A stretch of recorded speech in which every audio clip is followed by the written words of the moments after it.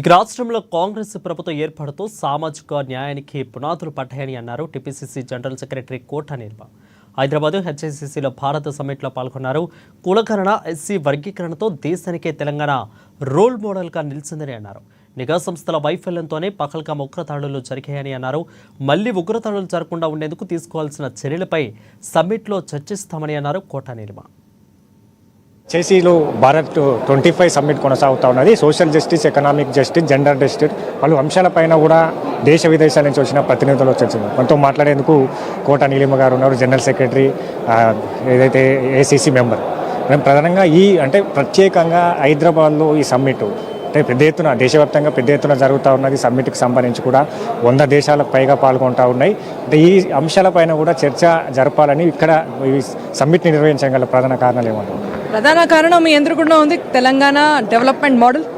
మనదేదైతే ఎప్పటి నుంచి కాంగ్రెస్ ప్రభుత్వం వచ్చిందో 2023 ఎలక్షన్స్ తర్వాత నుంచి తెలంగాణలో మీరు మొత్తం రాష్ట్ర వ్యాప్తంగా న్యాయానికి ఏ రకంగా మనం పునాదులు వేయాలి అనే ప్రయత్నంలో ఉన్నాం.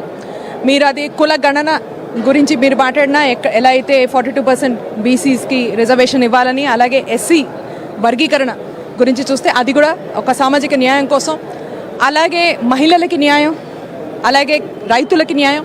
సో ఇలాంటి సమిట్ ఎక్కడన్నా పెట్టాలి అంటే దేశంలో తెలంగాణ కంటే అలాగే హైదరాబాద్ కంటే బెటర్ లొకేషన్ ఉన్నదని నా ఉద్దేశం. అంటే ప్రత్యేకంగా ఇప్పుడు తెలంగాణకు సంబంధించి కూడా ఈరోజు హైదరాబాద్ డిక్లరేషన్ ప్రకటన ఉండబోతూ ఉన్నది. మరోవైపు రైజింగ్ తెలంగాణతో ఇప్పటికే దేశ విదేశాలకు సంబంధించిన సంస్థలను, పెట్టుబడులకు సంబంధించి కూడా తెలంగాణ ప్రాంతానికి వస్తున్నారు. అంటే ఈ హైదరాబాద్ డిక్లరేషన్ ఎలా ఉండబోతుంది? ఈ రోజుకు సంబంధించిన ఈ 2 రోజుల సమ్మిట్లో రాష్ట్రానికి ఏమైనా పెట్టుబడులు పెరిగే అవకాశాలు ఉన్నాయి? ఖచ్చితంగా ఒక దిశ అలాగే దశ డిసైడ్ చేసే ఒక డిక్లరేషన్ రాబోతోంది.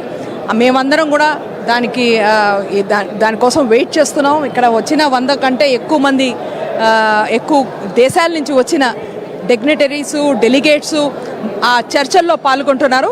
వీళ్ళందరి ఉద్దేశాలు తీసుకుని, వీళ్ళందరి ఆలోచన చూసి దాని మేరకు ఒక మంచి డిక్లరేషన్ ఏదైతే ఫ్యూచర్ని డిసైడ్ చేస్తుందో, మనకే కాదు ఇప్పుడు డెమోక్రసీస్లో మొత్తం వరల్డ్లో ఒక రకమైన థ్రెట్, ఛాలెంజ్ ఫేస్ చేస్తున్నారు. సో ఆ ఛాలెంజెస్ని ఎట్లా ఎదుర్కోవాలి, న్యాయం ఎలా మనం మళ్ళీ ఎవరు వచ్చినా ఎన్ని మార్పులు వచ్చినా కూడా న్యాయాన్ని, ప్రజలకు వచ్చే న్యాయాన్ని మార్చకూడదు. అంటే ఇప్పుడు మీరు చూసారు, ఇప్పుడు 1 ఎగ్జాంపుల్ ధరణి పోర్టల్ ఉండే దాంట్లో ఎన్నో అన్యాయాలు, ఎన్నో రకమైన ఇబ్బందులు పడ్డారు ప్రజలు. మరి ఇప్పుడు ఒక కొత్త పోర్టల్ తీసుకొచ్చాం, అది భూమికి న్యాయం చేయాలని, ప్రజలకి భూ న్యాయం చేయాలని. ఇలాంటివి ఏంటంటే ఏ గవర్నమెంట్ ఉన్నా, ఏ పొలిటికల్ పార్టీ ఉన్నా ప్రజలకి న్యాయం అవ్వాలి, అలాంటి సిస్టమ్స్ తీసుకురావాలి. ఈ డిక్లరేషన్ కూడా అలాంటిది. దేశంలో కుల వివక్ష కావచ్చు, కొన్ని ప్రాంతాలకు సంబంధించి కూడా మత వివక్ష కొనసాగుతున్నాయి.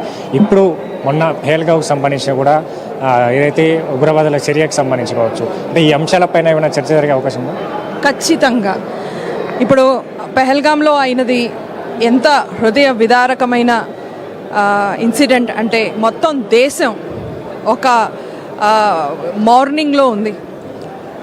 ఆ సాడ్నెస్, ఆ దుఃఖం మీరు ప్రతి వారి కళ్ళల్లో ఎవరైతే మాట్లాడుతున్నారో, ఎవరైతే సోషల్ మీడియా మీద కానీ అక్కడైతే చూస్తున్నారు, కానీ ఎవరైతే ఇళ్లల్లో ఉంటున్న అమ్మలు, అక్కలు, చెల్లిళ్ళు, అలాగే మన అన్నలు, తమ్ముళ్ళు, ప్రతి వారు కళ్ళలో నీళ్లు పెట్టుకుని, కళ్ళలో తడి పెట్టుకుని పహల్గాంలో అయిన ఇన్సిడెంట్ని చూస్తున్నారు.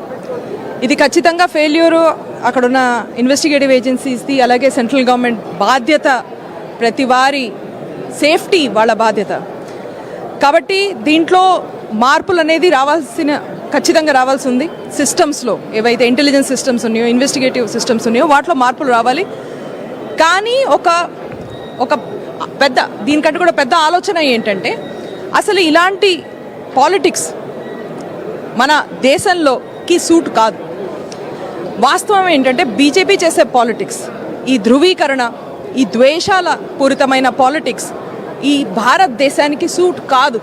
ఎన్నోసార్లు ఇలాంటి వైలెన్స్ ముందర కూడా అయింది. ప్రతిసారి ఇలాంటి ఇన్సిడెంట్ అయినప్పుడు మనకి ముందరకు వచ్చే ఫ్యాక్ట్ ఇదే. వాస్తవం ఏంటంటే బీజేపీ భారతదేశానికి, భారతదేశం ఆలోచనకి బీజేపీ విరుద్ధంగా ఉంటుంది ఎప్పుడు. దాని రిజల్టే మనకి ఇప్పుడు ఈ రోజున కనిపిస్తోంది.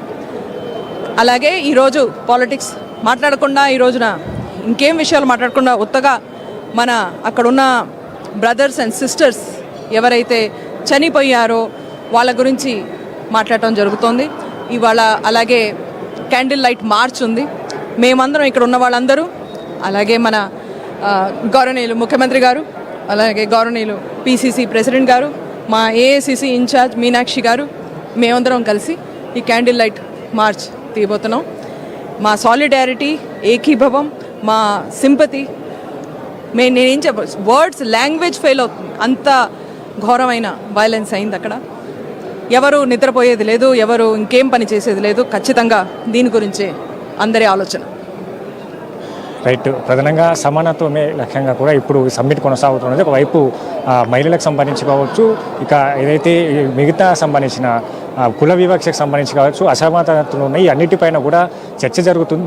విదేశ ప్రతినిధులతో పాటు ఇక భారతదేశంలో ఉన్న భౌగోళిక పరిస్థితులు కావచ్చు, ఇక్కడ తెలంగాణ రాష్ట్రంలో ఏదైతే పెట్టుబడుల అంశానికి సంబంధించి కూడా చర్చ జరుగుతుంది. అంటే అనేక అంశాలపైన చర్చ జరుగుతూ ఉన్నది. ఒకవైపు దేశవ్యాప్తం దిగ్భ్రాంతి చెందిన పెహల్గావ్ సంఘటన పైన కూడా చర్చ జరుగుతోంది. బీజేపీకి సంబంధించి కూడా సెక్యూరిటీ పరంగా కావచ్చు, భద్రత పరంగా కావచ్చు, సేఫ్టీ పరంగా కూడా ఇంటెలిజెన్స్ పరంగా ఫెయిల్యూర్ వల్లే ఆ దుర్ఘటన జరిగింది. ఇక ఇట్లాంటిది మళ్ళీ పునరావృతం కాకుండా ఉండాలంటే కూడా ఈ అంశానిపైన కూడా ఈ సమ్మిట్లో చర్చ జరుపుతామని కూడా కోట నీలమ్మ గారు చెప్తున్నారు. కెమెరా పర్సన్ మనోజ్తో కలిసి హరీష్, ఏఎన్ఎన్ న్యూస్, హైదరాబాద్.